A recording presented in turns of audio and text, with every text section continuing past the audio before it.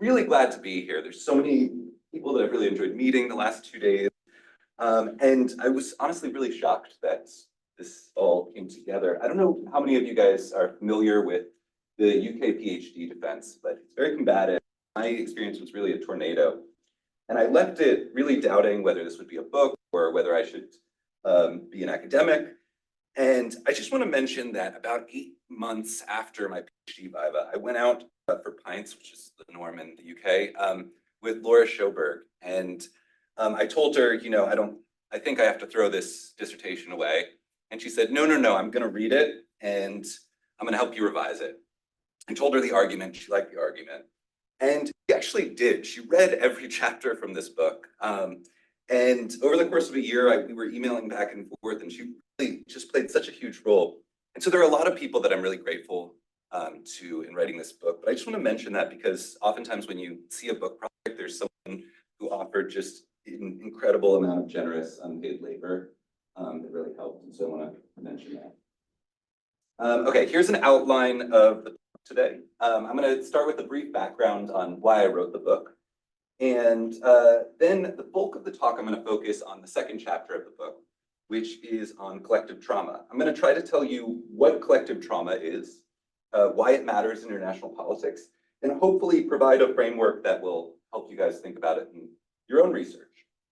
And then I want to conclude by very briefly talking about the role of normative theory in political science and political practice. So I'll rewind this talk to some of the things that you mentioned.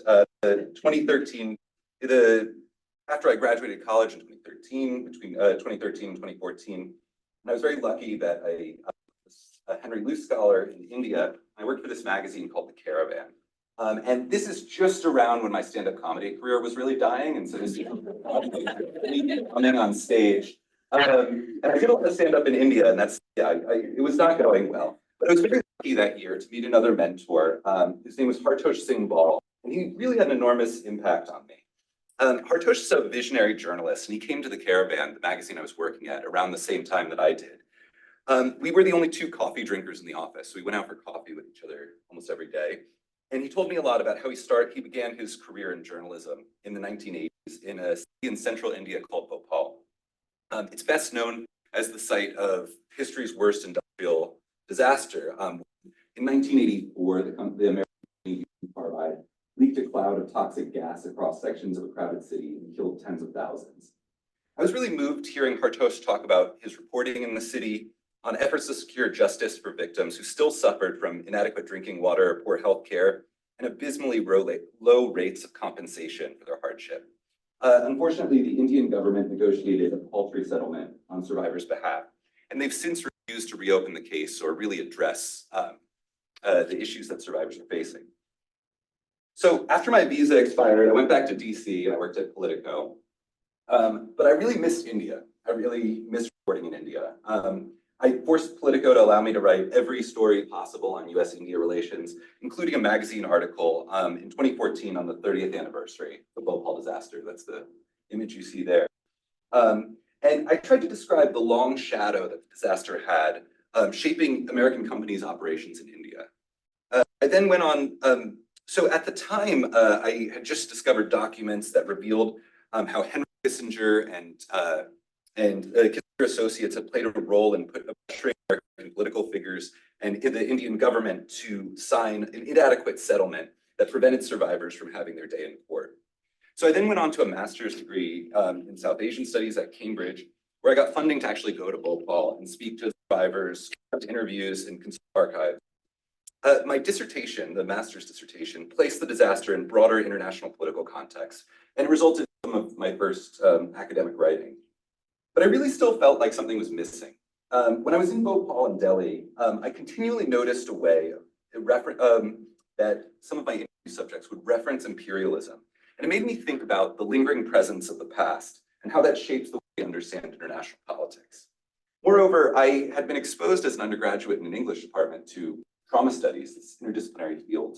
And these ideas really resonated with what I did. And so following Toni Morrison's advice to, if there's a book that you want to read that hasn't been written, you need to write it. And so I kind of set out to do that during my PhD. The questions that were motivating my research stem from these experiences reporting and researching in India, but they developed into broader theoretical reflection. So fast forward a few years, and that's where the book came from. The book's really divided in two parts. The first begins with an introduction where I outline what I call the problem of collective trauma, the way that most IR scholarship, because of its materialist, rationalist, and short-term biases, ignores the longer-term legacy of mass violence in international politics. And then it turns to two theoretical chapters on collective trauma and its role in shaping identity. And this is really what I'm going to be talking to you about today. The second half of the book applies this framework to three quite distinct cases. The first case takes us back to India. I worked in archives in India collecting planning documents from various political figures during the independence period. And I supplemented these with speeches, private papers, and other archival material.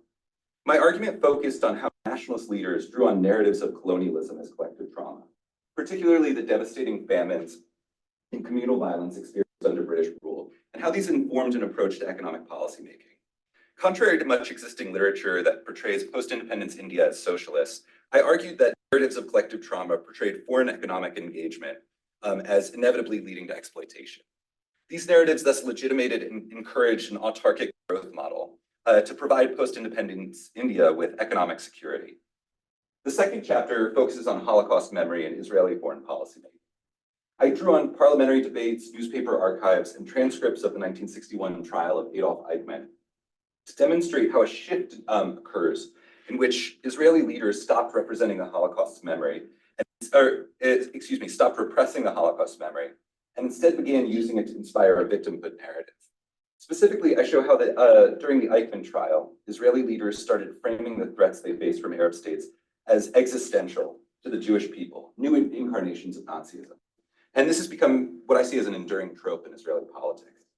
The final case focuses on how large numbers of soldiers returning with PTSD during the war on terror really shaped thinking about the global war on terror in the US.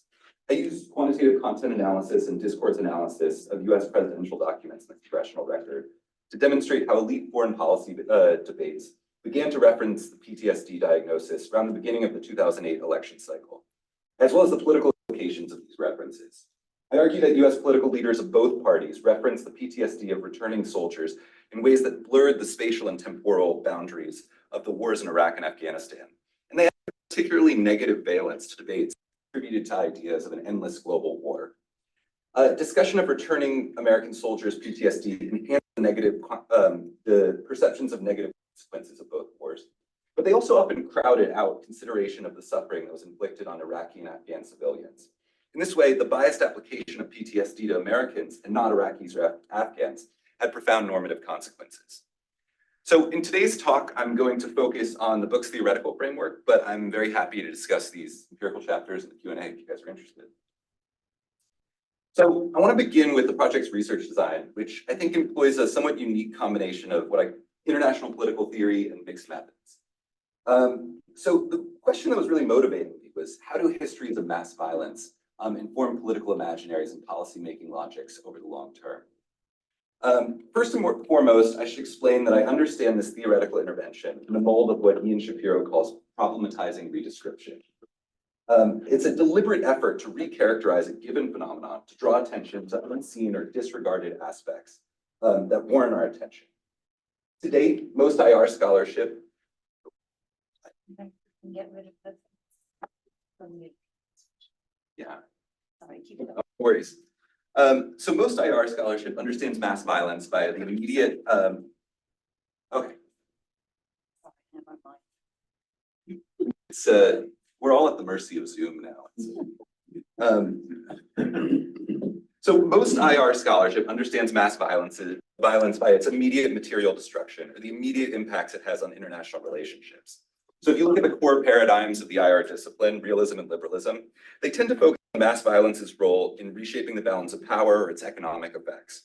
Even critical scholars and constructivists who emphasize ideational and identity-related concerns, they also tend to take mass violence's impacts on identity at face value. And this sort of tends to neglect the subtleties of mass violence's longer-term evolution and memory. I argue that we require an additional theoretical perspective to understand how mass violence's impacts can reverberate as collective trauma. My initial theoretical chapters theorized collective trauma and identity, the two core concepts of this framework, and the relationship between them. And then I turned to my three cases.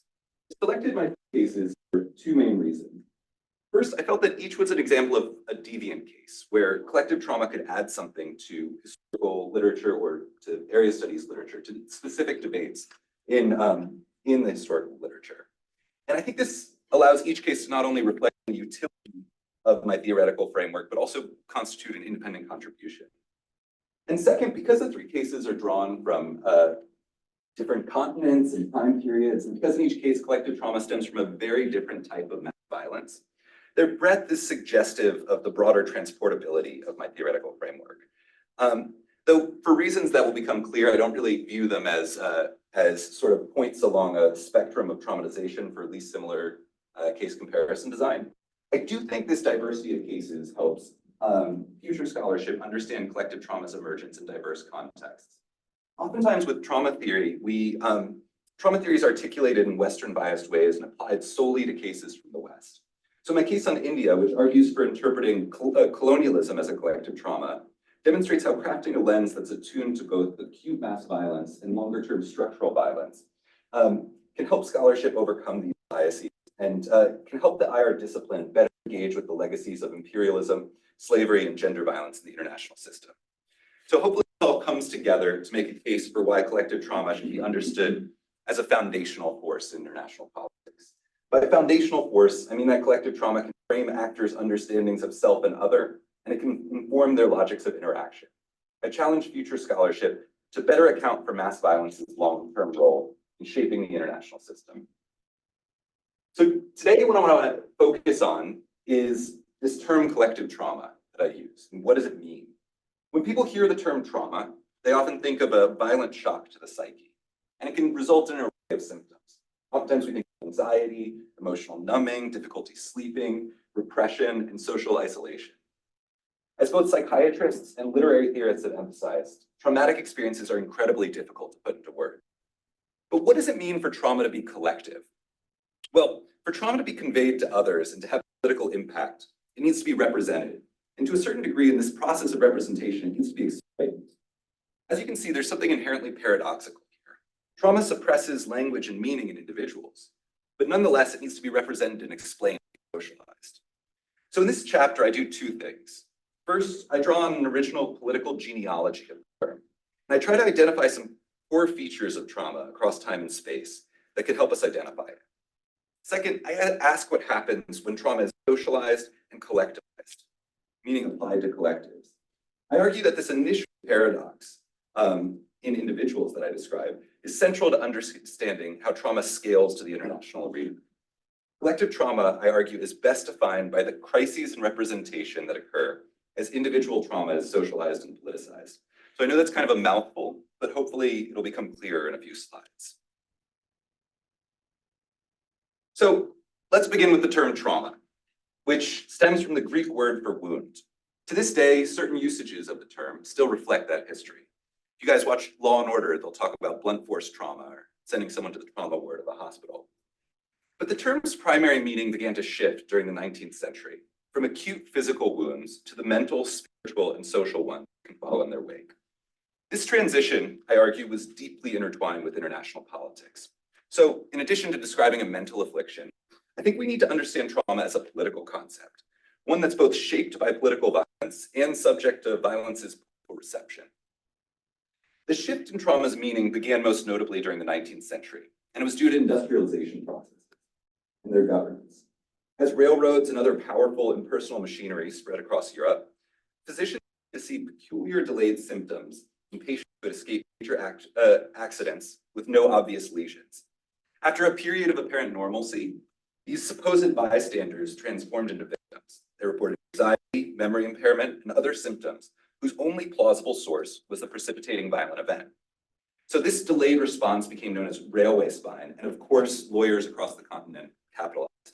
This led to trauma's institutionalization as nervous shock in courtrooms across Europe.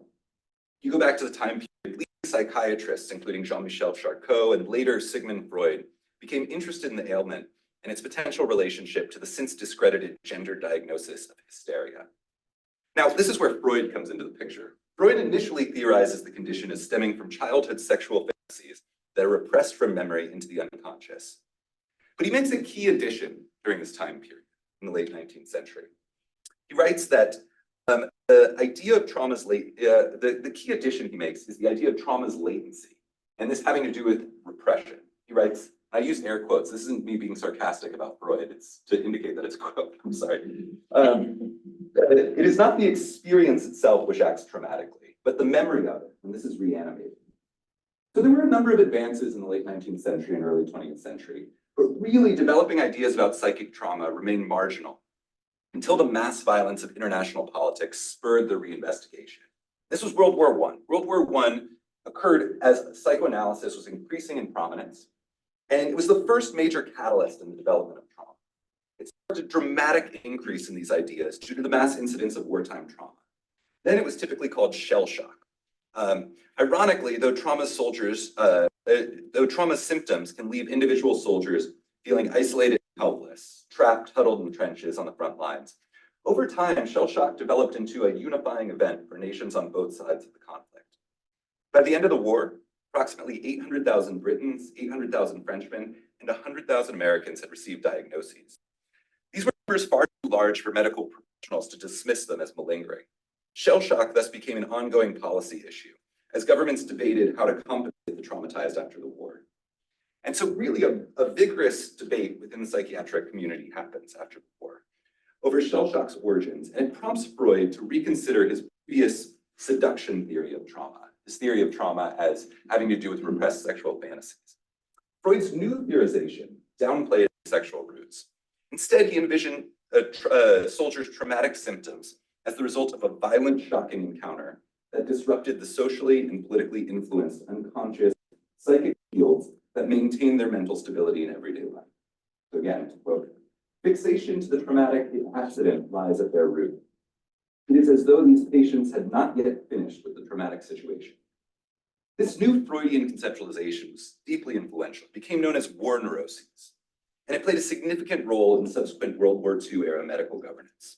The US government, for example, tried to devise tests to determine who would be most likely to suffer from war neuroses, and they ended up weeding out homosexuals and a number of other people, and it still played almost no role. It had no influence on the ultimate number of people suffering from war neurosis. Over 5% of American military personnel ended up requiring psychic treatment after World War II. Clearly, trauma wasn't something deviant or rare, but rather a deeply human reaction to the mass violence of international politics. Put simply, world wars make trauma almost inevitable. Now, during the 1950s and 1960s, this idea of war neurosis sort of waned.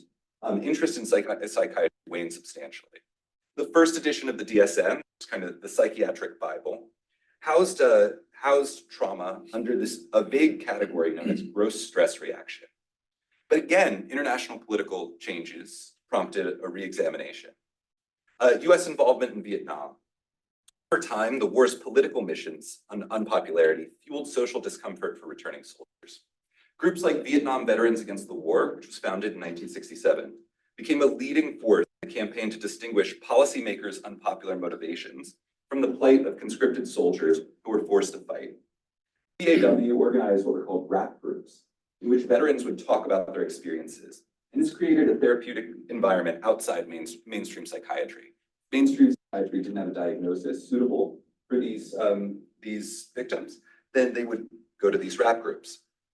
So this is around the time that a revolution is happening in American psychiatry. And two psychiatrists active in the VVAW, because of their influence in these rap groups, Chaim Shaitan and Robert J. Lipton, they were leading figures in a movement to reinvigorate trauma research. Ultimately, they were invited to take part in the relevant drafting committee for the next edition of the DSM, which was published in 1980. And so this is when we get the modern post-traumatic stress disorder diagnosis in DSM-3, published in 1980. And really, it's quite unique if you look at the other diagnoses in the DSM. It was crafted as a compromise between VVAW activists who had sort of reanimated a Freudian theory, trauma, and mainstream psychiatry, which was behaviorism. It's utterly dissimilar from most of the other manual's other classifications. Though the APA largely abandoned Freudianism, the diagnosis reflected a reinterpretation of Freud's war neurosis.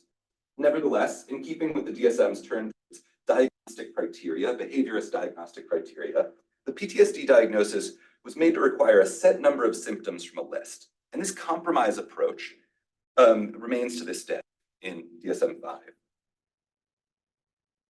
Now, in the decades since PTSD's codification in 1980's DSM-3, research on PTSD has exploded. And as awareness of the disease has increased, more veterans have sought treatment.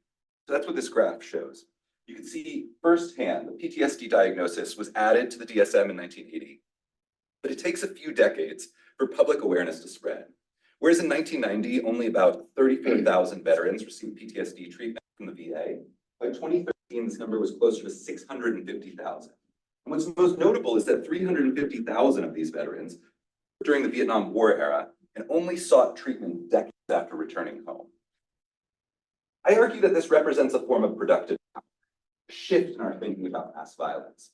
As psychiatrists came to recognize the long-term effects of mass violence on individual psyches, the public, we have come to recognize mass violence's long-term effects on ourselves, in our culture, and in our politics. So in addition to a rapid increase in the number of individuals that have sought treatment, the PTSD diagnosis has also inspired the creation of the interdisciplinary field of trauma studies, which brings together social scientists and humanities scholars that are interested in trauma's impacts outside the isolated individual mind, as it shapes the social world. Over time, trauma studies scholars have even begun to analyze how trauma can spread from individuals to groups. This is kind of where I made my contribution. They've addressed social trauma as a unique phenomenon. And in the book, I argue that there's a divide within this literature between three ontological traditions, and that these sort of these traditions have some limitations that limits our understanding of collective trauma. The first tradition is found primarily in political psychology, and it tends to understand the collective as purely a group of individuals. It sums up their reactions to a violent event to draw conclusions about the group. So this can be useful in understanding, for example, the incidence of PTSD among a population, but it's really not suited to the construction of macro-level theories that are necessary to understand trauma's impacts on political institutions. The second tradition also tends to employ a Freudian-inspired definition, but it analogizes directly from the individual to the group mind. And actually, in IR, this type of analogizing has a long history. I actually have a paper where I talk about the legacy of Gustave Le Bon and his book, The Group Mind, on international affairs. But I think it comes with some very, very significant costs. This sort of projecting and analogizing from the individual to the group tends to downplay the added complexity when trauma is repeatedly represented and interpreted. It's worth noting that Freudian theory is somewhat controversial in the social sciences, and the determinism it acknowledges can lead to what Robert J. Lifton calls a mythical approach to history, which treats all of global history as a stage upon which scientifically suspect Freudian theories play out. Finally, by granting primacy to the psychological processing of trauma, this scholarship tends to neglect important repositories of memory outside the brain, including in political institutions. The third tradition, the cultural trauma tradition, is best represented by sociologists like Jeffrey Alexander and Ron Eierman. And this treats collective trauma as utterly distinct from trauma in individual psyches. It follows a times conceptualization of the collective consciousness to focus on how cultural interpretations of trauma construct violent events into mythologized histories. So I think this scholarship's insightful in looking at trauma's macro-political dimensions. It really omits the degree to which individuals' psychic suffering influences collective representations and their social salience. No one disputes that political narratives of trauma are socially constructed, but trauma is a deeply resonant experience for individuals. And this experience can exert resistance on the process of construction. To understand how traumas are collectivized, we need to look at both how they are narrated and the salience of those narratives. So I argue that these divides in the literature stem from trauma's central paradox. These ontological divides relate to trauma's central paradox. In individuals, trauma represses memory and can only be problematically put into language. But to be socialized, trauma needs to be represented, and I argue narrated. These traditions focuses on only one side of the paradox. By contrast, I define collective trauma as a multi-level crisis in representation. In individuals, trauma is characterized by a delayed onset, a latency period, and it's often repressed in memory and language. It inspires both emotional numbing and heightened emotional responses, including anxiety, fear, and anger. All of these aspects of trauma create a crisis in representation. Language and political narratives, especially narratives that seek to provide easy linear explanations for trauma, are imperfect media for expressing it. For this reason, we often see political figures describe trauma using figurative language that alludes to experiences beyond what can be easily conveyed. And in my analysis, I zoom in on these metaphors and other forms of figurative language and how they justify policymaking logics. Now, this initial crisis in representation is only exacerbated by the representational dynamics that are inherent to international politics. In the international arena, oftentimes elites play an outsized role in representing the trauma of non-elites, and they craft policy responses.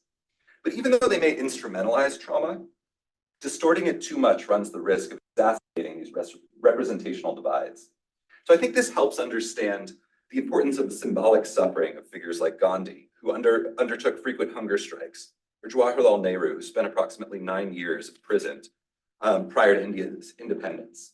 These are important in conveying to the general population that they feel their pain. Finally, this representational crisis can scale to the level of institution. It can create feelings of betrayed trust. In some cases, this is a feeling of betrayed trust in the international arena itself. Taken together, I argue these representational issues define the phenomenon of collective trauma. When we see political contestation stemming from them emerge, that's when we can say that collective trauma has arisen. Histories of mass violence are unproblematically mythologized in political cultures. That's when it's safe to say that I think collective trauma is past. So the example I use is that as Americans, I think it would be wrong to refer to the collective trauma of the Revolutionary War. It just doesn't play that sort of role in our politics anymore. No longer, quote, this is a crisis for American representation in politics, especially not on the world stage. Now, in my analysis of collective trauma, I focus on the way it shapes identity, meaning understandings of who various political actors are and how they relate to one another. To do this, I employ a narrative identity approach, which draws on the work of Margaret Somers and Paul Ricoeur. Narratives, I argue, are key to tying together the collective actors of international politics. Without a narrative connecting them, it would be impossible to say that the India that suffered under colonial rule was one and the same with the one that was later governed by the Indian National Congress. Because international actors lack physical continuity, we understand their continuity through narrative. Likewise, narratives differentiate actors, define relations between them. But moreover, narratives imply causal linkages. They have this sense of one thing leading to another, and thus they motivate political logics. They explain traumatic experiences as caused by some force or some malign actor, even when such blame is oversimplified, and thus they justify a set of policy responses. In the case of trauma, narratives create the categories of victim and perpetrator. And this adds a normative valence to relationships of causality and temporality. Now, it would be wrong to say that collective trauma is the only factor that shapes political identity. Political identities are complex in their dynamics. But I think there's good reason to think that collective trauma narratives, particularly when they result from international politics mass violence, have outsized impact on international identity and state action. Trauma can, in the words of Ronnie Janoff-Bullman, shatter assumptions about the world. Traumatic events create feelings of betrayed trust and often inspire feelings of insecurity. Finally, mass violence, especially when committed by one group against another, is an inherently othering experience, and this can sharpen divides between groups and create solidarity between victims. So I want to leave you with 3 takeaways from this theoretical framework. The first is pretty straightforward. It's that collective trauma can shape the long-term impacts of mass violence that structures the international system. We can't assume we know the legacy of mass violence immediately after it ends. Second, determining the role collective trauma plays requires close analysis of how it's narrated or understood in different political cultures. So in the book, I draw on the case of economic nationalism in India, which I argue was influenced by narrations of British exploitation causing the collective traumas of famine and communal violence. But it's notable that collective trauma played quite a different and arguably more muted role in Pakistan. The suffering in Pakistan was often depicted, the suffering among Pakistanis before independence was often narrated as the result of Hindu chauvinism, rather than British imperialism, and mass politics was often suppressed by the military. I think this contrast reveals room for future comparative analysis that can help us better identify tendencies and commonalities. Third and finally, greater appreciation of collective trauma in international politics can promote global justice, and it can push the discipline to pay greater attention to those that suffer from the structural and mass violence of the international system. And it's this normative goal of the project that I want to pick up on and discuss with you before concluding, as it's something that I've started to think about more in my recent research. So my book project begins with this moment of normatively standing, a problematizing redescription. I argue that when we study mass violence in political science, we should begin with its victims rather than its perpetrators. Trauma is not a moral panacea, but all else equal, I argue that our scholarly attention and empathy should be used to highlight the wrongs of mass violence and to give voice to its victims. Trauma is easy to overlook, and as I argue in the book, it's somewhat invisible to dominant social science methods. But when it's appropriately theorized, its long-term empirical effects become apparent. An appropriate response to conflict, I argue, requires engaging the perspective of the traumatized. So this explicit normativity felt appropriate as I was writing the book and defending this traumatizing redescription. But I'll admit, it makes me a somewhat uncomfortable fit in political science. Normative theory has long had an uncertain place in IR and political science more broadly, more generally. You can add to that the socials across the social sciences. This wasn't always the case. Early classical realists like E.H. Carr emphasized that while realism's emphasis on power politics can help reveal ulterior motives behind state leaders' normative claims, ultimately, political analysis was incomplete without what he called a right of moral judgment.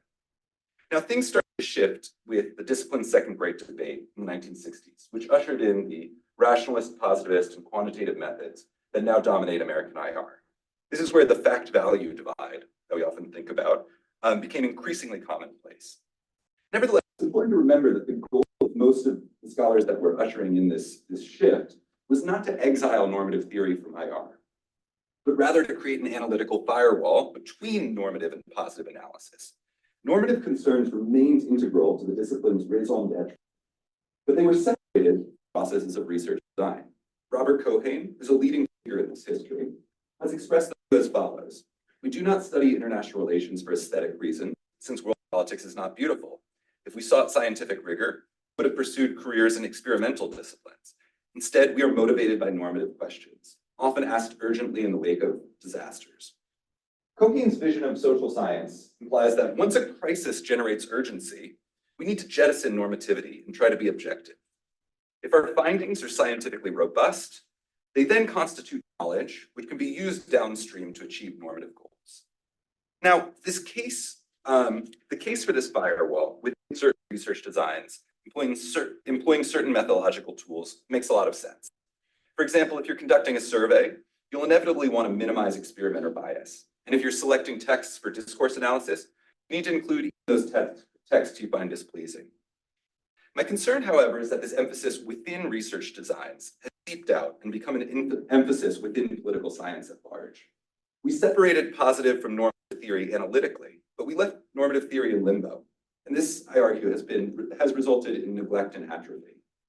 Most political science departments have few political theorists, let alone international political theorists, and much of their work is not explicitly normative. The few normative political theorists that remain in political science departments are not really known for collaborating with their more empiricist colleagues. Moreover, many PhD programs don't require coursework in normative theory. Most research designs that do not explicitly implicate human subjects are not evaluated for their ethical implications. Even when human subjects are involved, studies are typically sent to external ethics experts outside the discipline, rather than interrogated by experts in political ethics. This creates serious oversights for IR as we aspire to build relevant knowledge about world politics. It also includes the analytical purchase of normative theory. Take the current war between Israel and Gaza. This is a topic that's shocked the conscience of many of my students and encouraged them to undertake ambitious new research projects. But if you're interested in studying conflict, and you have inchoate ideas for questions, you also need to wrestle with the dilemma of where and how to begin. Do you begin on October 7th, the day of Hamas's brutal attack on southern Israel? or on October 8th, the day Israel's onslaught of Gaza began, culminating in a now month-long unprecedented humanitarian disaster. Maybe you begin with Israel's withdrawal from Gaza in 2005, or Hamas's assumption of power in Gaza in 2007, or Egypt's blockade of Gaza thereafter. Maybe you should go back to the Nakba in 1948, the Holocaust during World War II, or the pogroms that inspired the first waves of Zionist settlers in the 19th century. Similar but potentially more vexing questions appear with regards to the geographic scope of analysis, with regards to what variables to include and omit, and whose voices to highlight in data collection. Should you survey Israeli or Gazan civilians? Should you analyze the policy positions of Hamas leaders or Israeli parliamentarians? Or should they try to figure out the policy preferences of the unspoken masses? Should they count the dead or the displaced, the soldiers called to duty or the traumatized? Should they sanitize suffering with the language of grand strategy? Or should they focus on the voices of mass violence's victims? These different starting points will all yield wildly different knowledge bases to guide policy. But selecting between them requires theory, and I would argue it requires normative theory. We need to take a stand about what matters. As Robert Cox famously wrote, theory is always for someone and for some purpose. If we do not think critically about who our theory is for, it may very well support the cause of oppression.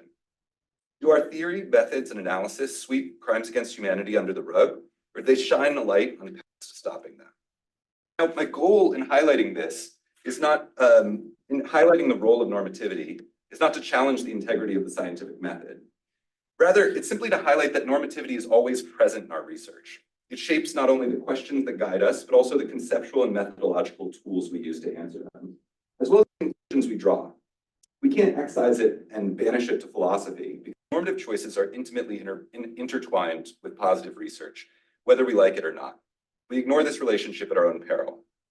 To be clear, recognition of this fact does not mean that we all need to be normative theorists. Specialization is natural and unavoidable in research. Rather, I think the best path forward is something more akin to what Dan Levine refers to as sustainable critique, a constant, ongoing disciplinary dialogue between normative and positive theory.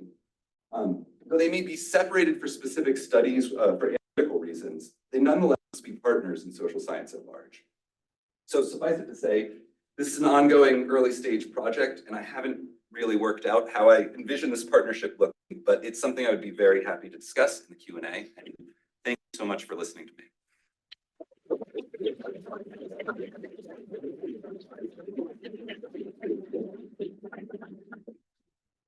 We have time for questions, and because it follows on the normative question, can I abuse chair's privilege? Absolutely. So I think this is so powerful, but with the normative agenda, I want your argument therefore to have a place for bad faith. And I think you almost get there, but not quite. That is, who could abuse? The argument about mass trauma in shaping present policy, justifying present policy. And I think the big discovery of the book is this second level, this secondary crisis of representation, where you have elites who are really nationalizing the suffering of a particular set of people. And take us almost over the line when you talk about the way that PTSD was used in this way in the global war of terror to erase the greater number of victims. But where I really wonder is that you open the book with Slobodan Milosevic and his speech about 1389. And 1389 was, is not in, it is in the archives, it is recoverable from narrative, but it is not in lived experience. And what actually, to the extent that, there's a minority of traumatized intellectuals who have lost Yugoslavia and need something else, and perhaps it's their trauma that's really getting collectivized, but we have a kind of mythological renaming of what is actually a kind of collective grievance that Serbs have lost prestige in Yugoslavia, they've lost their relative preeminence. And that's just not comparable to the Holocaust or mass famine. So at that moment, it seems like an invention of trauma by an interested politician. He's creating a narrative to give people something to agitate them, which many charismatic authoritarians are doing. the interesting thing is that all of us who have been in Serbia recently have seen is that now there is a collective trauma. And it came right out of Milosevic's policies because it was the American sanctions and NATO bombing. And, you know, we did not meet one person of any age for whom this was not a central thing in their life. On the trip that Jennifer and Lori and we all took last summer. So ultimately, you know, now the collective trauma is there and now it is shaping the foreign policy. But does it matter that the beginning was arguably bogus? So that's a great question. I'm really glad you asked it because this is something that I've thought about a lot since this book. But I have two responses. The first is that trauma is theorizing trauma is not a moral panacea, right? You can use trauma for immoral purposes. The argument I would make is that ceteris paribus, recognizing the voices of victims, is a good thing. But you can use trauma to justify. I mean, now we're seeing in the case of Israel. This is the question. So Milosevic, there's this moment in 1899 when he's able to give the Gazi Mestan speech to some of the figures I saw were 1 million Serbs congregated. So the question that I was wrestling with in writing the book was, why would 1 million people go to see this guy speak? He's not, I mean, he might be a charismatic leader. This is another one of the things when I'm analyzing Donald Trump, you know, the charisma is lost on me, so I don't understand it. Now, in Serbian history, in Serbian 20th century history, especially during World War II, there are episodes of collective trauma. There's mass violence against Serbs, and there's a feeling of losing out in federated Yugoslavia. And so my hunch, and one of the reasons I didn't include Serbia as a full case study, my hunch is that there is something in the way that he was able to use this sort of mythological, bogus, fabricated narrative to speak to these underlying resonant experiences.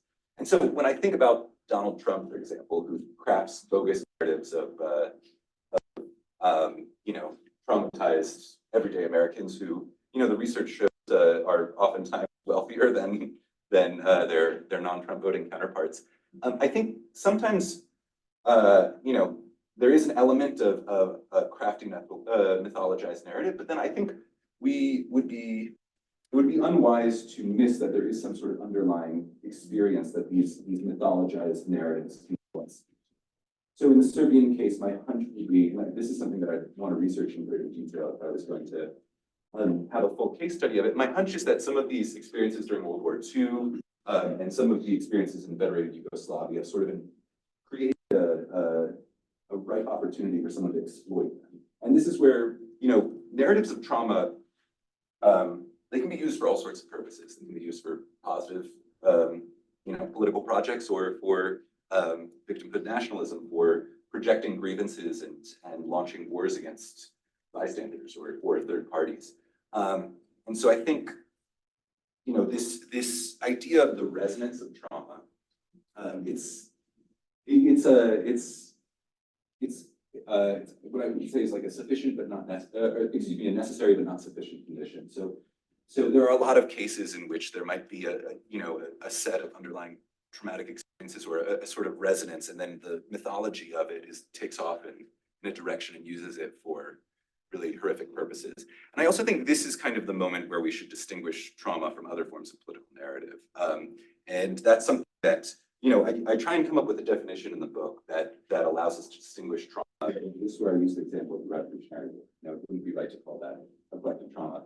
Nonetheless, distinguishing, you know, what falls on each side of that line is not an easy process. There's a lot of gray in there, and what's a collective trauma and what is not. And so I think the Serbia case is probably somewhere in that gray area that I would need to. But I'm really glad you asked that. Thank you for, yeah. Thanks, Adam. This is great. So I guess in terms of comparing the effects of particularly like narratives of collective trauma to other influential political narratives, I was wondering if you could talk about what you see as the difference in like the potential for political effects that leveraging a trauma narrative versus other kinds of political narratives might ultimately have. Why Milosevic, you know, uses a trauma narrative, even though it's something that happened hundreds of years ago, versus a different kind of narrative, a narrative of conquest, a narrative of rights, whatever. That's a really good question. Can you remind me your name again? I'm sorry. Dominic. Dominic, okay. Is it okay if I collect a few questions? Yeah, of course. Yeah. Hi, I was wondering, excellent talk, by the way. I was recently learned of the word multiple injustice, where a group is so marginalized that they cannot even articulate or understand something as traumatic, or it's just way beyond the pale of political categorization or representation. In that case, how do we think about collective trauma? Is it just seen, or how would that relate to Really great question. Vera, right? Kaveri? Sorry. Okay, I'll answer those two and then flex some more if that's okay. So hermeneutical injustice, I think it's a great term and I'm glad you highlighted it. I think this is really where theory comes into play, right? Theory allows us to see things that are otherwise missed. And I mean, trauma is an interesting concept because it has a very Western history, developed in Western psychiatry, France, the UK, the US. But it does allude to sort of what we might consider a universal human experience, the lingering effects of violence. And so, I mean, trauma is an imperfect term. It's an imperfect vehicle for analyzing the effects of violence across time and space. I once was asked the question, you know, trauma, if it has this sort of 19th century development and really comes into being in the 20th century, how do we understand the legacy of mass violence in the 18th century, 19th century? What about in languages that don't have the same terminology? And I think, you know, it's a transportable term to a degree. Like we can transport it to new contexts. And I think when you do transport a term, it inevitably requires theoretical innovation to sort of match the theory to the empirical context. But every concept is limited. Every concept has limited transportability. And so that's where, you know, the need for theory comes in, the need for theoretical innovation. We're never really done theorizing because our concepts are never going to be endlessly transportable. Comparing the effect of trauma narratives to other political effects, that's a great question and something that I think comparative research would be really useful on. I mean, my hunch and a lot of the research that I read in the process of, I read a lot of political psychology research and social psychology research about the resonance of trauma relative to other experiences, the way that it sits in identity. There's a lot of work on, say, flashbulb memories. So these memories that you form in the wake of violent events and how they become foundational. And I mean, one of the great ironies is that we have these very vivid memories of traumatic events in our life. So, for example, the September 11th attacks. Most people will say, oh, I remember where I was. And actually, psychiatrists have investigated this. We actually don't have very good memories of where we were. But there is something that sticks in your memory. But there are other types of resonant political narratives, right? There are other types of resonant political identities. One thing that I've always found challenging, being interested in memory studies and impact of memory in IR, is the role of aspirational narratives. So in the same way that we can tie a group together and talk about a collective actor in terms of past experiences, we can say, oh, you know, we're bringing a diverse group of people together for this future political aspiration. Think about manifest destiny as that kind of future-oriented narrative. So I don't have an answer for you, but I think it's something that's definitely worth researching, and I'm going to steal the question from you. So thank you for that. Yes. Yeah, my name's Morgan. I wanted to ask you about the role of institutions in the scheme here. You mentioned it a couple of times concerning the issue of trust or mistrust of institutions. I was wondering whether you could think more broadly about their role in narrativizing trauma.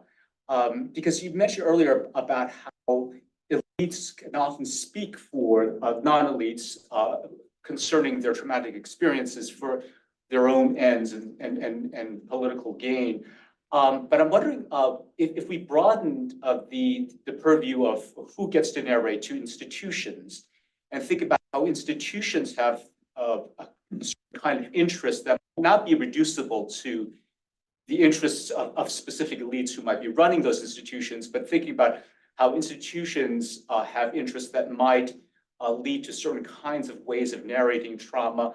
And then on the other side, how institutions can help structure the conditions under which the traumatized might be living, whether to ameliorate or to exacerbate their conditions. And so that, in a sense, institutions would have a different logic of operating that might influence influence how trauma is either narrated or experienced. So I wonder, would that fit into, that fill out some of your framework? Yes. Thank you so much. Really enjoyed it.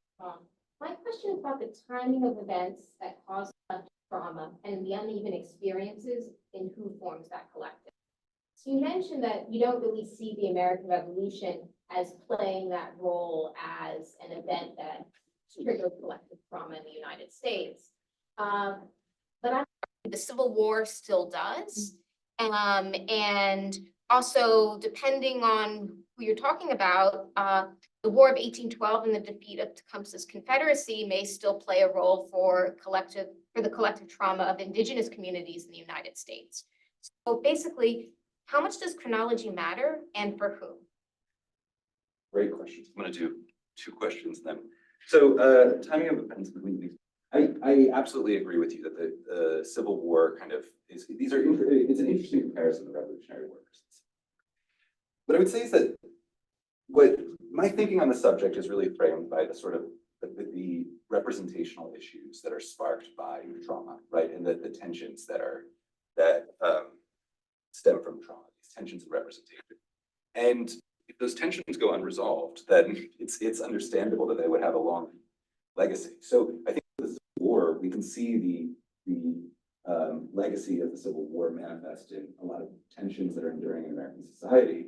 And I think for that reason, it's an appropriate label.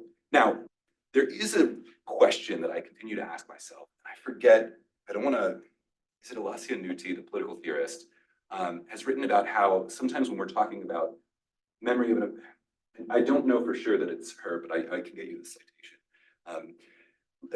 Some very ingenious political theorist has written about how sometimes when we're talking about the legacy of an event, we're talking about just that, the legacy of the event, the way that the legacy has been dealt with and not the event itself. And one thing I've been thinking about is how criteria for distinguishing when we're talking about the memory of the event itself or the way that the memory has been dealt with sociopolitically. And I think it's probably pretty difficult to draw a line between the two. Probably sort of conceptual apparatus for doing that. But that is one thing that I think about in the case of the Civil War, because a lot of the reason that we would consider it a collective trauma is because it had these sort of reverberations in American society, Jim Crow, redlining, other forms of racism in American institutions. And so these kind of exacerbate the representational crises rather than start to resolve or heal them. So I think it is an interesting question of whether, when we're talking about the Civil War might be sort of a landmark event where this narrative begins, but we may very well, when we talk about the collective trauma of the Civil War, really be referring to a broader history. The role of institutions. So I think I'm really glad you raised this point, because one of the issues when you come up with an ideal typical model in a complex system is that it often assumes a certain linearity, but really it's not linear. There's a lot of interplay. And so I think in my account of collective trauma, I talk about these representational crises scaling upwards from individuals to institutions. But we can also think about the way that institutions traumatize individuals to a certain degree. We can talk about that reverse direction where we socialize memories of trauma, where maybe an experience that's resonant for one person is then narrated by an institution and shapes a sort of public understanding. So I think in my model, I'm isolating that linear pathway for analytical reasons, but you're absolutely right that institutions are kind of an interesting repository of memory. And there's a lot of great work now on, for example, history education and how there's a great book, Never Forget National Humiliation, on this socialization of the century of national humiliation in Chinese secondary school education. And there's a lot of work being done now on the role of public education, memorialization, political narratives in sort of that downward institutional regulation. And so I think that's another vantage point on the same phenomenon. But I think if the model sort of included both directions at the same time, it might overcomplicate it to a certain degree. But I'm really glad you raised that point, because it's an interesting thing to think about from sort of the flip side. Yeah. Yes. I have a sort of a follow-up to the Civil War thing, and I'm wondering, given your framework, how do you see the role of like truth and reconciliation commissions and efforts to sort of bring all of this to surface in terms of healing of collective trauma?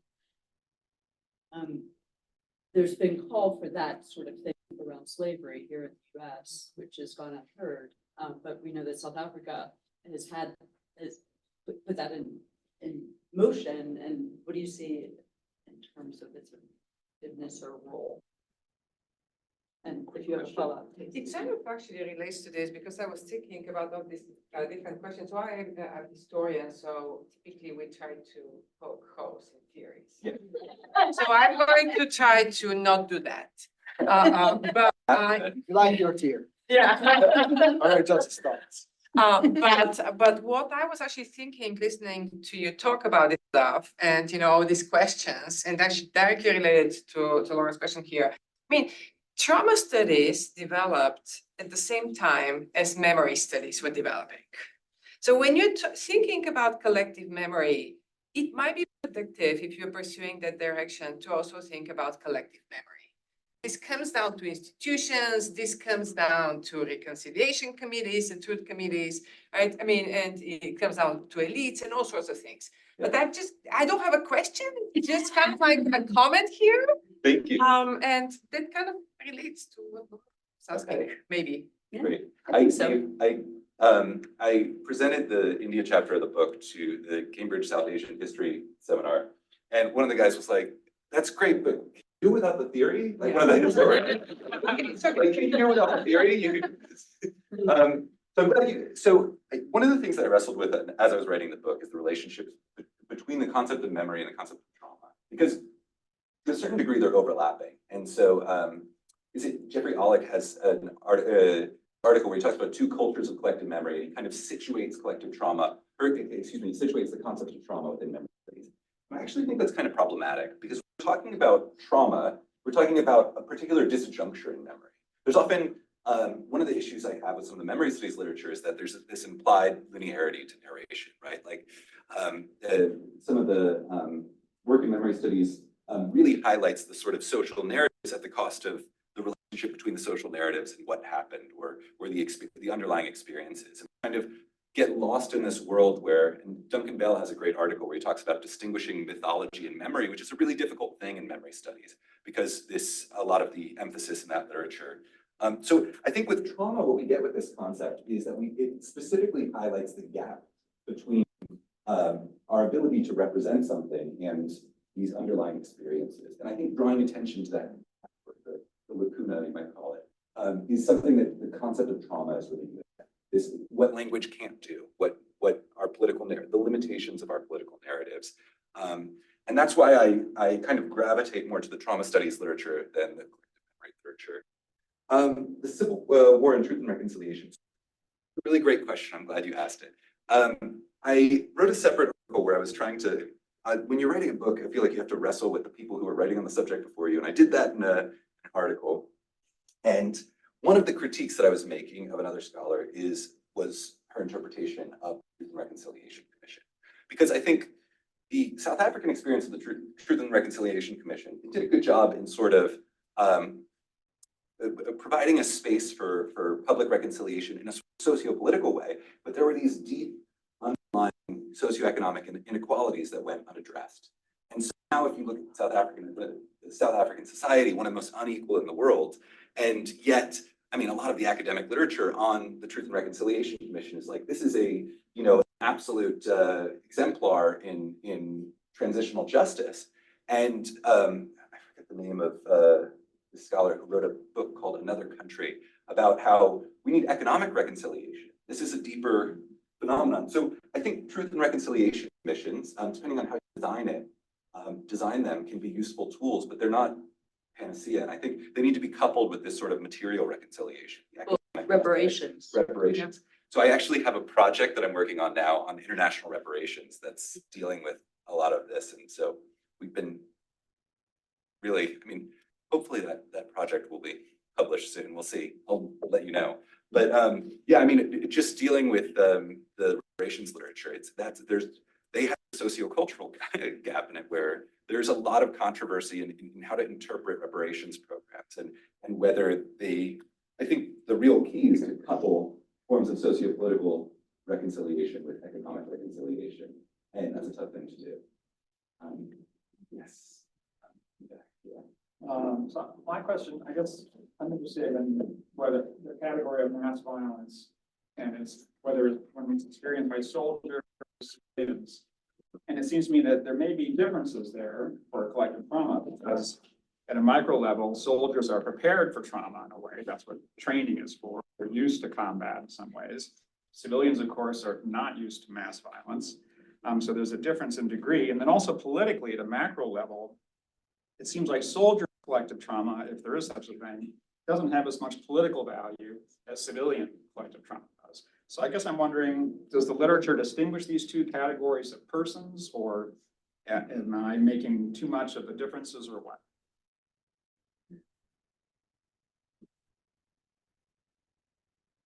Yeah. I'm wondering if there's, when you're talking about a very negative experiences involving serious violence, but what about positive experiences? Yeah. What is the alternative to collective trauma, like collective jubilation or collective, I don't know what it would be, victories or, I can think of maybe winning wars, or revolutions, or something where people are united around something positive that happens that ends up shaping their identities. Or, and I wouldn't be surprised if this were the case, there might be something unique about negative events or about violence that has a much greater impact or long-term impact. Great. I'm going to respond in reverse order. So that's a really good point. I think what's unique about trauma is the disjuncture it puts in language. And so I think if we're talking about jubilation, like, hey, when the US beat the Soviets at the Olympics, like that, this national jubilation, or we sent a man to the moon, we're not gonna have the same representational issue. But I think you could see a similar, like some of the analysis of how political identities are formed. So there would be some overlap there in thinking about how you can frame certain logics of action. And so that's one of the emphases of the book, is that you have this sort of foundational event, and the way that it's narrated frames a certain logic of action. So if we think about the, well, in the India case, for example, the experience of colonialism kind of made it unthinkable to pursue liberal economic policies. And so one of the things I do in the chapters, I talk about how even the big business community knew that liberalism, or liberal economic policies and open economy was unthinkable, and they just tried to pursue their own kind of permitting system to have space for their businesses within autarky. So it sort of made certain things unthinkable, and it kind of created a realm of debate. And so I think you could imagine the same sort of dynamic happening with a positive. I don't know, if you think about the Soviet hockey game, imagine a certain politics emerging where, we have to fund our hockey team. I have no idea. But it would be contrary to our identity to not fund the American hockey program.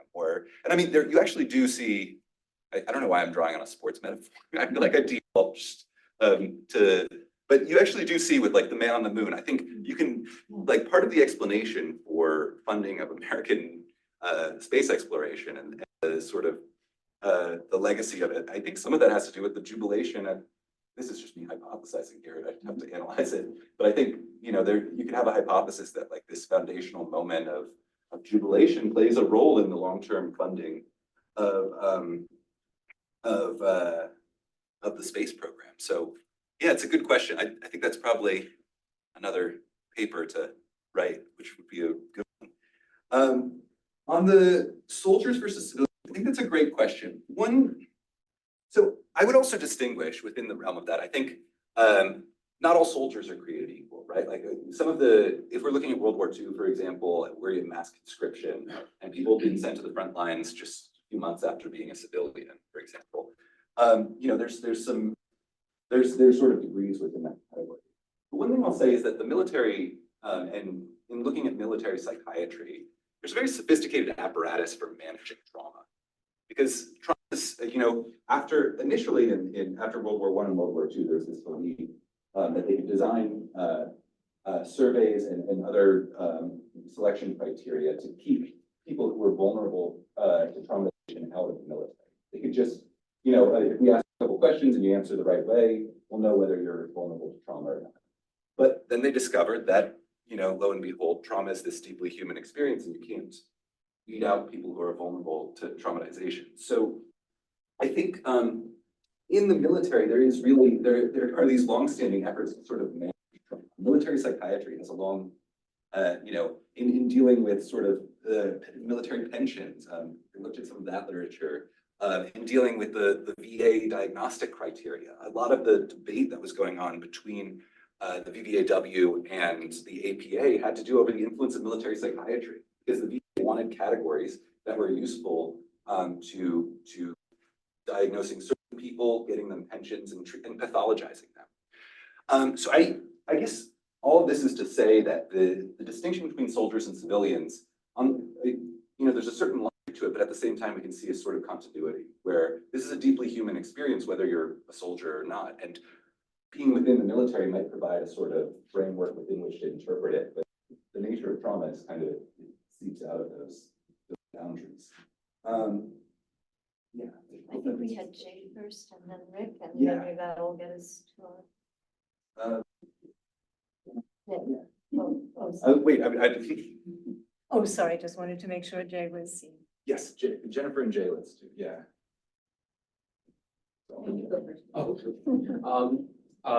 My question is slightly related to Coffee's in the sense of how the study of collective trauma and collective trauma can treat traumas that aren't expressed or like cannot be expressed because it's not recognized in that sphere. And this kind of goes to your point about the paradox of studying trauma in the first place. And I'm thinking it could be in social situations where certain types of traumas from marginalized groups are treated as legitimate, or even in authoritarian settings where the government has a vested interest in suppressing the expression of traumatic events that the populace has experienced. And I think one of the questions highlighted the placement of indigenous people in the United States and how their trauma might not be recognized as legitimate. So that's one example I'm thinking of.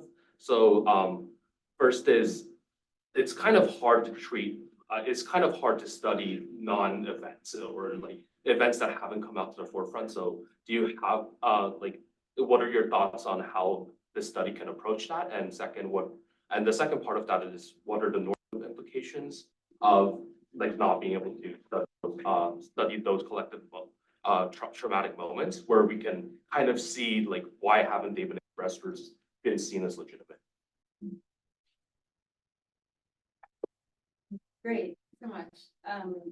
Always so wonderful listening to you talk. So I want to go back to George bringing up Milosevic. And you responded, you were just speculating, you responded that maybe he was tapping into an underlying experience. Yeah. But then I started to think about, structurally, there's a change in the second half of the 20th century from when it comes to war, from war being this heroic with Pellegrini and all that so early.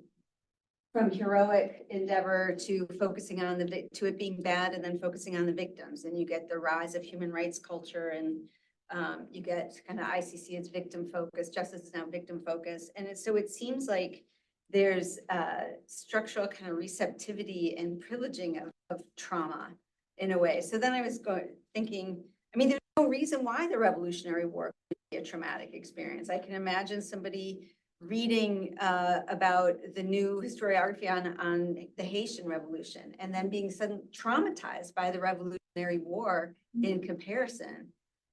So it's like the structural kind of distribution of knowledge and the rise of the victim seems to be a really important factor in what you're talking about. These are great questions. I'm really glad. So Jay, that's a really great question. I'm glad you asked it. Traumas that aren't expressed. So there's sort of two ways that I would respond to your question. The first is that, well, if something is truly not expressed in any way, not visible in any way, it's going to be difficult to research it. But this is where I think the importance of theory comes in, because we can develop theoretical tools that allow us to see things that are otherwise not easily seen. This is one of the things I struggled with in studying trauma. That trauma is defined by this repression, this disjuncture. And yet, if you read literary theory on trauma, for example, it leads to the language, some of the figurative language we use, and you can pick up on that. And so for me, a lot of what I was trying to do was design a toolkit to read trauma in international politics. I think we can expand that. That's a normatively use moment of stand taking. We need to develop theoretical tools to allow us to see things that we won't otherwise see. And that's, there's a lot of work in Indigenous studies on seeing experiences that are not visible to mainstream methodologically nationalist political science. And so I guess the normative implications for all of this is, or the difficulty of this, the normative implications are that it's kind of the responsibility is on the researchers, right? We as this is I think we should view this as a sort of normative push to develop our theoretical tool set to see things that will otherwise remain invisible to dominant methods. And I think a lot of great work being done in this space. If you look at work on visual methods, oral history, there's a lot of really innovative stuff that's coming out. Erin Lynn's book, which is coming out, is incredible at recovering this history that otherwise, if she didn't do this incredible, rich ethnographic research, we wouldn't see it. We wouldn't see this. That's one of the core arguments of her book, and I don't want to paraphrase someone else's book, but one of the core arguments of her book is that, the sort of dominant data analysis that we've seen in political science misses something. And she picks up on it with a really interesting mixed methods design. The structure, so I think you're absolutely right that there's something of the reception of victims. I think the moment where the VVAW kind of plays this interesting role, I think that really highlights how the reception of victims can play an interesting role. I wouldn't necessarily say it's determinative because, we can think about soldiers that returned to more heroic readings, for example, after World War I and World War II. That didn't necessarily mean they wouldn't be traumatized, but I think it did certainly play a role in the representational politics, the aftermath. Part of the reason that maybe the trauma wasn't collectivized in the same way has to do with that social reception. And I think you're absolutely right that this shift in the second half of the 20th century, I think the pivot point here is really the Vietnam War, where heroic narrative and in the social isolation that Vietnam veterans felt when they were coming back. I think that's really a pivot point in this history, at least in the American context. So I think that certainly does play a role. Just to comment on the American Revolution, I do think, so the Haitian Revolution is an interesting case. I've talked on it quite a bit because the New York Times came out with that investigation. And so when we talk about racial capitalism, we, do a New York Times investigation and legacy of the Haitian Revolution and slavery in Haiti.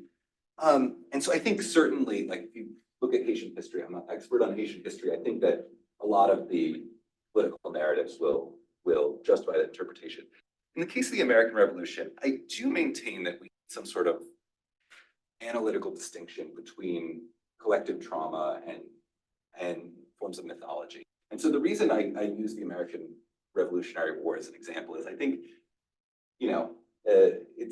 it's always hard to pick up the perfect example, right? But I think to a certain degree, it doesn't pose these issues in representational politics. I mean, you could certainly find ways to reinterpret it through the light of contemporary incidents of mass violence. So we're thinking about Milosevic. We could potentially use the American Revolution as a trope to identify another collective trauma because of the difficulty, for example, of, so I think with Milosevic, for example, it is quite difficult. It would be difficult for Milosevic to come and give a speech about genocide of Serbia in World War II.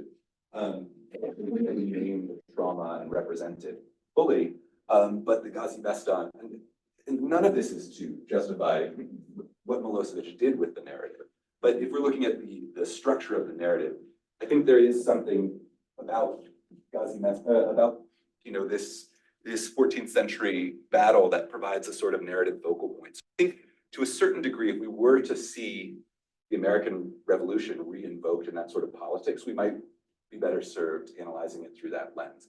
Although I would be definitive because there could be a whole politics that I'm missing here, so I don't know. But it's a great question. Yeah. We have time for a last question from you and then Rick Herman and then stop. Thank you. Great talk, really enjoyed it. I'm personally very interested in the contested nature of trauma narratives and the reproduction of trauma. And so I guess I'm just curious on two fronts of like the change that occurs in the salience of these narratives and like how do you locate the change agents? Because I know like the paper you presented during RIP yesterday it talks a lot about like norm entrepreneurs. Like I think a lot of people would probably want to say that like the partition of India is a very traumatic memory that is becoming increasingly salient and married into this new identity of a Hindu India because of Narendra Modi, but he's really tapping into a pre-existing like tradition of like the Hindu far right in India. And so it's like, do you think you can even like identify particular change agents in the construction and reconstruction of these narratives? And then if I can throw in a second question, it's that it seems like from your presentation, I haven't read your book, but it sounds super exciting. I'm definitely going to add it to my book list. But it seems like the treatment of trauma is treating them almost as discrete events, but like the trauma of partition of India, which is a very traumatic event, was not one singular discrete event, but one that was continually produced through like sectarian violence, but also through legal institutional means. Like for instance, like a lot of women were abducted and taken across borders, started families there, and then in the subsequent years afterwards, they were told that their marriages were invalid and families were then separated in the return of women. And that left lingering effects of causing like drastic impacts on the mental health and livelihood of these women in these border regions. So I guess those are my two questions, and I hope they make any sense to you. They're great question. Thank you. Yes, and At the individual level, you were able to spell out pretty clearly what the effects of trauma are. Lack of sleep, inability to concentrate, obsessive mind speed on the same subject, inability to maintain relationships, and so on. And I'm trying to think as we move to the group level, what are the predicted similar sort of effects or analogous effects? I remember Robert Jelich's book on the superpower syndrome.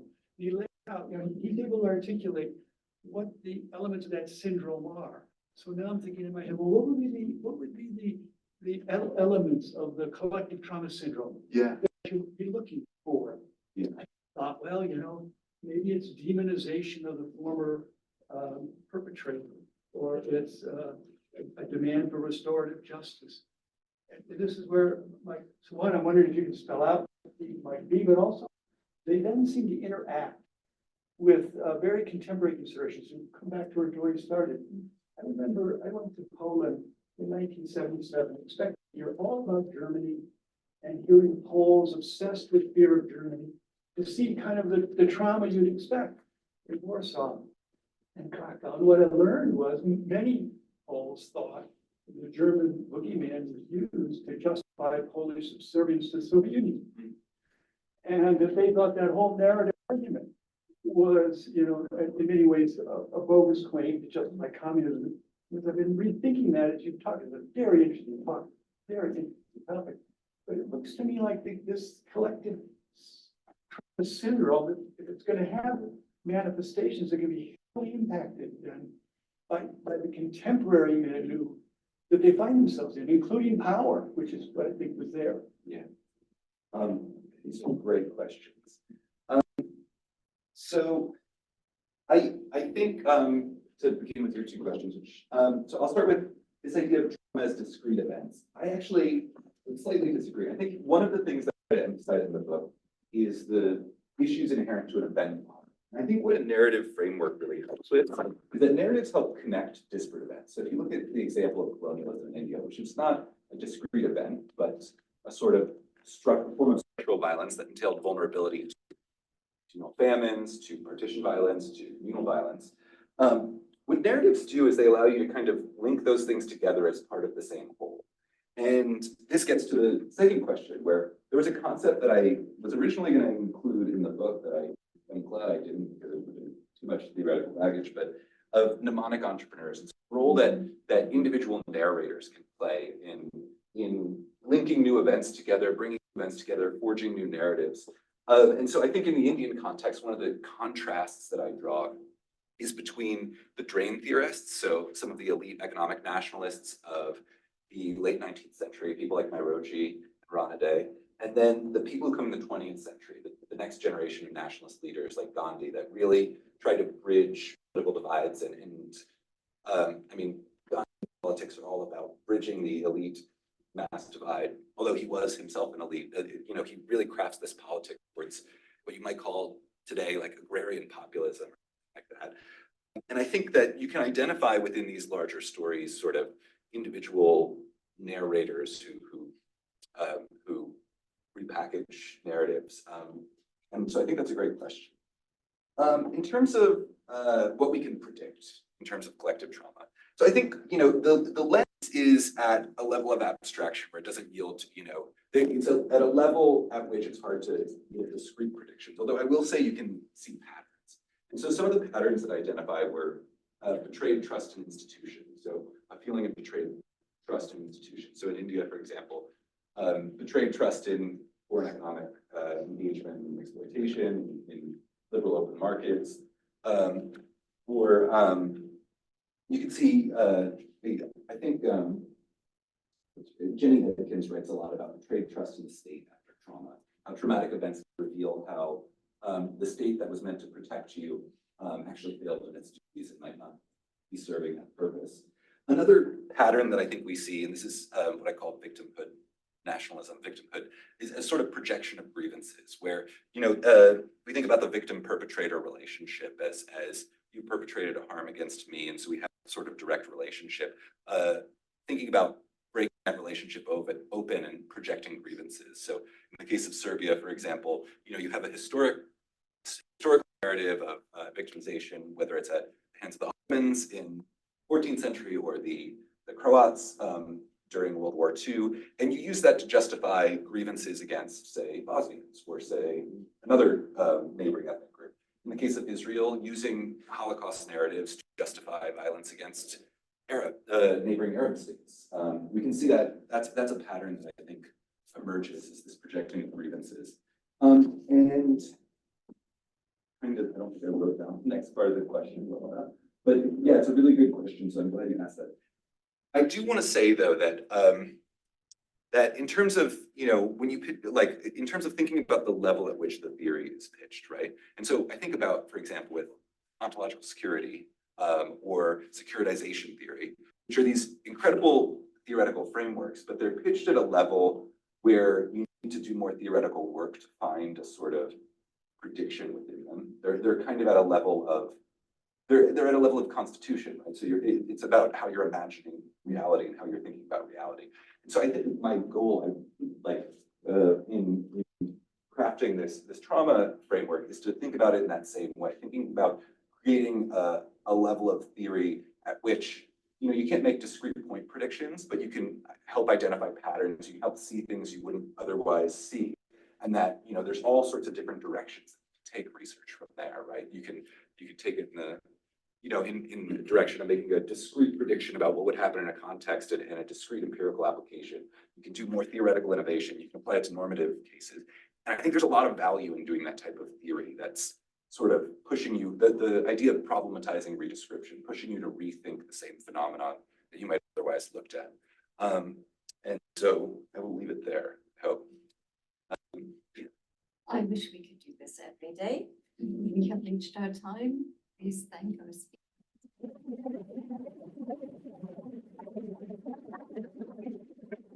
Thank you all for coming, and back in this room next year. Are you